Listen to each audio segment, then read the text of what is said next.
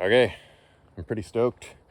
So this is sort of an unboxing video. Full disclosure, I did actually open this box last night when it showed up to pull the instructions out so I could read through it a little bit.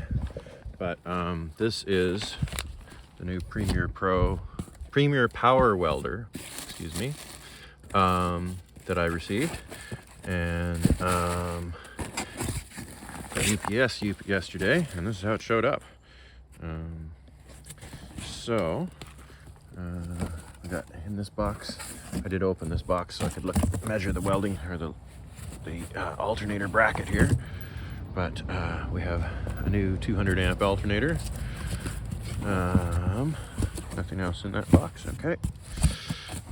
And then we have one power lead, two power leads, that's the ground, and this box is going to have,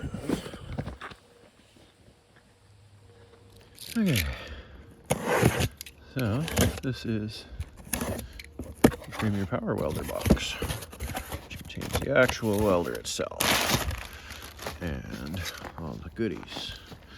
So let's see, we've got wires. There's the box, the actual power box for the welding. And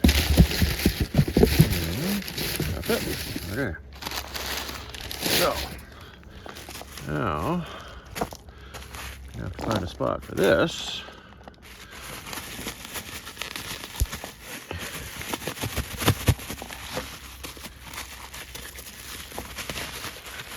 So I got the micro unit without the power plug because I use an inverter. So it's a little bit smaller. Weighs about 8 pounds, maybe 8 pounds.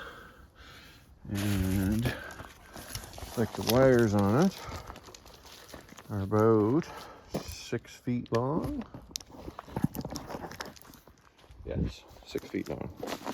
So, gotta find somewhere within 6 feet of this battery to store this bad boy. Coming soon. We just got done putting the grommet in here, in the firewall. You can see it up in there. I'll show you guys what I did here. Premier Power Welder calls for a ignition on power source for their gray or brown wire. So what I did is I spliced into the OEM connector for the alternator, and that is the middle connection, which is a red and green or possibly red and gray wire. As you can see there. And I've heat shrinked off the original OEM battery connection for the alternator so that I can just pop back in my original alternator if there's ever a problem and I need one real quick. And obviously I haven't fixed up the wire. Next up in the customization, as you can see, OEM alternator has a smooth bore hole, and this new CS144, which I think that's what this is, comes from Premier Welders, or Premier Power Welder. So we need this bolt to be able to slip through here, so we're going to drill that out. Sorry, we need this bolt to be able to slip through here, so we're going to drill this out. Okay, so I just drilled that out with my handy dandy cordless, regular old drill bit, nothing fancy. It's ready to go on that. The other thing we need, which is covered way better in Timmy the Tool Man's video, I'm not going to go into installing the alternator. I'm just going to show you the extra things I did for this particular alternator because it's what comes in the kit. We need to put some washers as a spacer in here, just the same way Tim does. Okay. All right, crew, here it is. Got her all installed and tested. Have not actually done any welding with it, and I've got that tape on the switch there just to keep it from getting kicked or something by accident until I can make a little protective cover for it since it's right in the foot area. I chose this interior install. Here in Canada we got a lot of salt on the roads, and seemed like it would just be nicer if something electrical was better protected, and I didn't spring for the extreme protection box.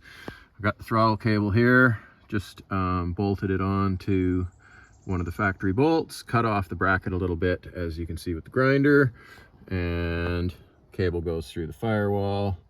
I'm gonna put some goop on there, and it comes through the firewall here and back up through there. Put a little more goop on there, comes around here.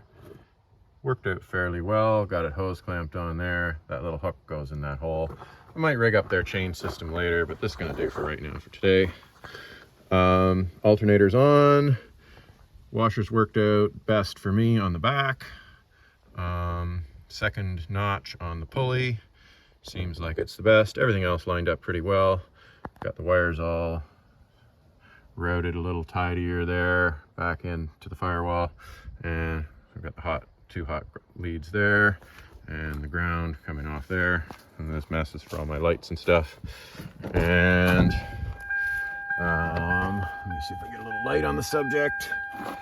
So then you can see up in here, it all goes through a grommet. I bought a pretty good sized grommet and drilled a hole with a step bit. Wires are run across under there, and they just go right through up in there. Hopefully that's gonna work out okay. So, all right, coming up soon, gonna have a testing video. Woo!